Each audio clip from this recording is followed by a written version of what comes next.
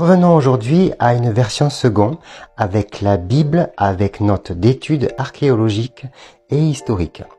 Cette Bible est véritablement une Bible d'études. Elle comporte une chronologie en tout premier lieu. Ensuite, pour chaque livre, vous avez une brève présentation du livre, comportant également sa propre chronologie.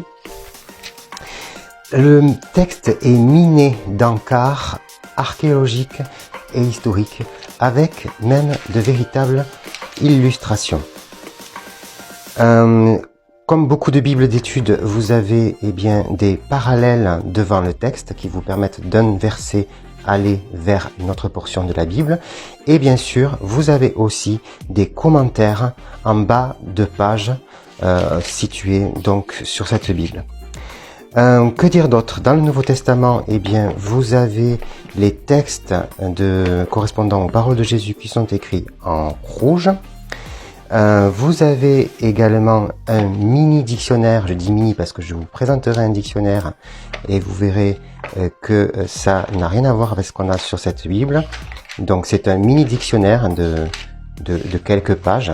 Et enfin, vous avez une concordance qui, pour le coup, est plutôt bien étoffée, même si, évidemment, elle ne vaut pas une véritable concordance. Ensuite, il y a l'index des articles, c'est-à-dire que les articles sont disséminés dans la Bible, mais vous avez un index qui va vous permettre d'aller retrouver les différents articles qui se trouvent dans la Bible. Ici, c'est les articles, et là, c'est l'index des cartes.